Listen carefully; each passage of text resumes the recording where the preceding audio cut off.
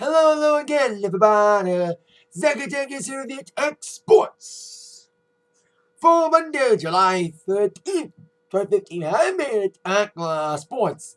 In about a week, it's been not much happening in sports world, but the last couple of days, last couple of weeks, there has been some sports happening in the last couple of days and a week or so. Let's kick these over with some UFC news. Before we get to the results of UFC 189, got an update on CM Punk, of course, the former WWE superstar who's now in the UFC. They are aiming for a winter debut, January and February, I'm hearing. Between December and February, should I say.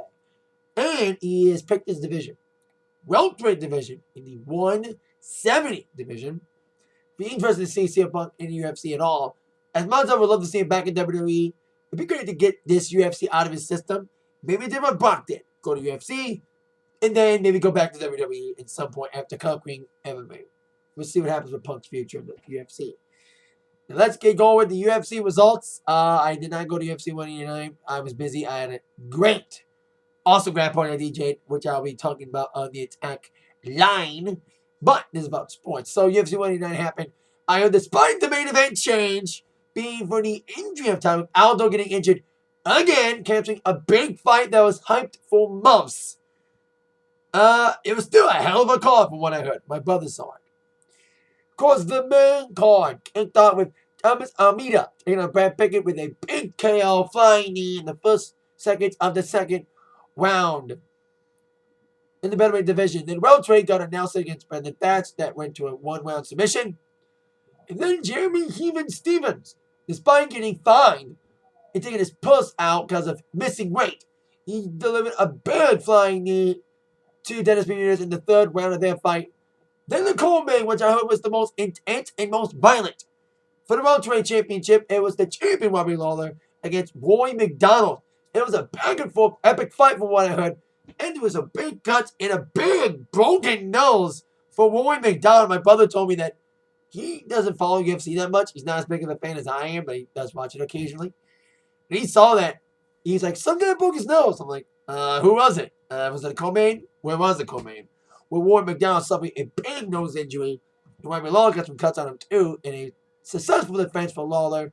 Winning the fifth round, I heard that. Warren McDonald won the last couple rounds, but then Robbie won the fifth round, which gave him the title retaining. In the fight of the night. Then the man, which became for the interim championship, Conor McGregor, taking on Chad Mendes in the featherweight division for that interim title since Aldo got injured again. Randy keeps getting injured. Anyway, Conor badmouthed Aldo for not showing up with a bruised rib, not a fractured, but a bruised rib. But the hype that Conor built up for himself almost lost in the first with an aggressive first round and takedowns from Chad Mendes.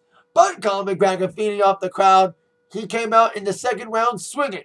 And I do mean swinging for the fences, as he got the knockout in the last few seconds of the second round, living up to the hype.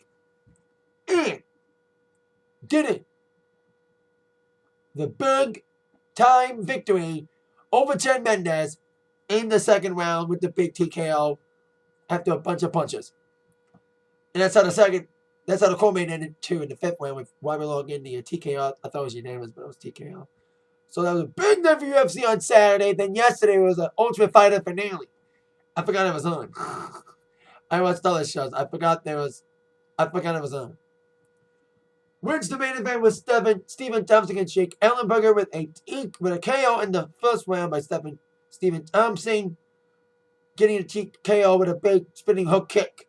And of course, we had the finals for the Ultimate Fighter, ending with Kamaru Usman defeating Hayder Hassan, being the welterweight Ultimate Fighter champion. I forgot what team he was on because I don't follow it. I don't watch Ultimate Fighter.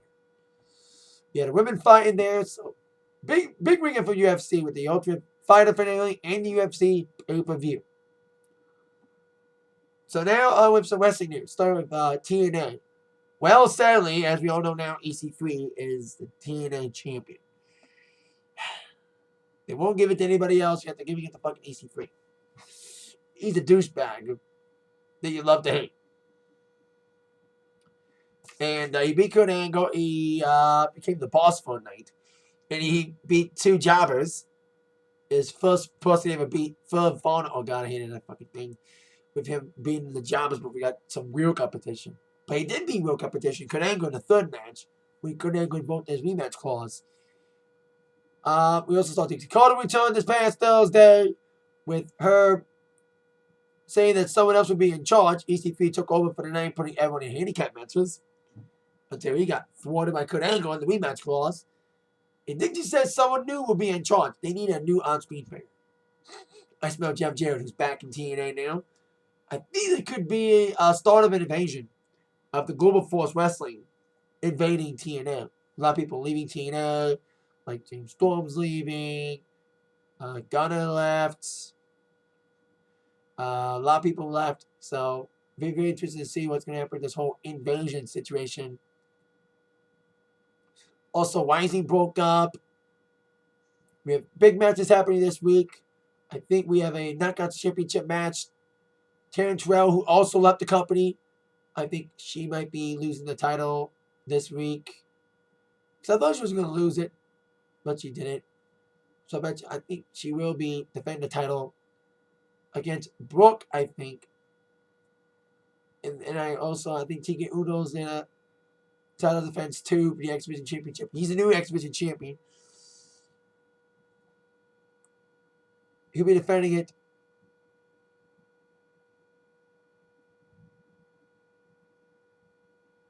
I think he's going to take on some people, so there you go.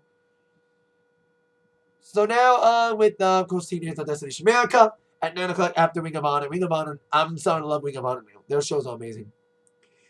Now, before we get to WWE and Wall news in our Wall preview, update on NXT. NXT Takeover, the next one is in August. There have been lots of rumors about NXT putting on a house show, or at least a show, in New York around SummerSlam time. Well, the rumors are true. It's not just any show in New York before SummerSlam. It's going to be a takeover on the network, the first one outside of Florida to be on the network, and it's in Brooklyn at the Barclays Center, the biggest venue that NXT has ever hosted an event. It's going to be interesting to see NXT in the arena because I saw them in a theater, the house show in Cleveland that reviews on my channel. We look at house show in intimacy. It's going to take away the intimacy, but I still think NXT can put on a good show in the arena. Barclays said hosting 3 events in a row. Saturday NXT, Sunday the pay-per-view SummerSlam, and then Monday Raw. The main event of the NXT TakeOver is revealed. The newly crowned NXT champion, Finn Balor, who had an epic showing in the Beast in the East. I liked that special, Beast in the East. They should do more of those live show things. That was an amazing special. Neville and Jericho were good. Cena should have not been the main event. Finn Balor and Kevin Owens was the rightful main event of the NXT portion of the Japanese house show. And that epic main event will happen again. The rematch will take place at NXT TakeOver in Brooklyn. Maybe by that time, maybe this could be a hint that Kevin Owens may not win the US Championship at Battleground. That I am fearing there'll be some sort of shitty ending at Battleground this Sunday. And then Owens will win at SummerSlam because he'll probably lose to Balor at the NXT event. So he will be US champion. But I'm fearing there'll be some sort of shitty ending at Battleground to suffice a rematch at SummerSlam that it should have been at SummerSlam in the first place. So there you go. NXT main event name for TakeOver. Speaking of SummerSlam and more importantly, Battleground. That leads to our WWE Raw preview tonight. The last Raw before Battleground. Now I did watch last week's Raw. I didn't make a review because I had to get up early to go to YouTube in Toronto. So I'll give you my thoughts on last week's Raw as we get to our Raw top 4 questions that must be answered tonight on this go-home show before Battleground. Question number 4. How will Cesaro capitalize on his newfound momentum after 2 great showings against John Cena? 2 weeks ago, he had a great match against Cena, ended by Owens screwing him and interfering. So then we have the main event of Raw last week being John Cena and Cesaro, and I liked that it was the main event because that match was awesome 2 weeks ago, and it was awesome again this past Monday. And I would Cena put on a great promo after, giving the rub on Cesaro. I hope they capitalize on it because Cesaro looked great in both matches. It was in Chicago as well this past Raw. And it was a great, fun match. Cesaro looked awesome. It was an epic match once again. These U.S. Open champions have been great. And I'll give Cena all the credit in the world. He's put on some great matches. I've been saying it for weeks. I sound like a broken record. It's to the tango. And Cena's been putting the work into. Make fun of Cena all you want. He is putting the effort in these great matches against people like Cesaro, Neville, Dean Ambrose. Go down the list of people he's had a match with over the U.S. Championship in the last couple of weeks. So there you go. We'll see what happens tonight with Cesaro if he gets pushed or not. Hope he does. Question number 3, should I say. We'll go down between Orton and Sheamus. Well, Orton returned last week, delivering an RKO to Sheamus, following a victory from Sheamus.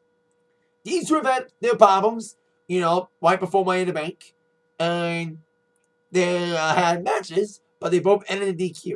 So now we're going to have a proper match at Battleground. They should add some stipulation to it, as right now there is no stipulation added to the match at Battleground, but there should be. So there you go with that. That match has been added. Speaking of matches added, that leaves the question number 2. Will there be any new other matches to be named at Battleground? Now we got, obviously, the tag team title match, the IC title match with the third Banana Miz against Ryback and Big Show. Should just be one-on-one. Miz is in one place. He's just going to get squashed like a bug. We got Bray Wyatt and Roman Reigns on the build-up of that match. As of right now, we do not have a Divas match or any Divas match at all. Paige is trying to get momentum on her side. We haven't seen any NXT Divas debut yet. Maybe they're saving that for SummerSlam to have Charlotte and Sasha come in to heed Paige since no one else wants to team up with them. So we hope to get some sort of Divas match tonight, maybe, and a pre-show match too, or something for the pre-show. And now question number 1.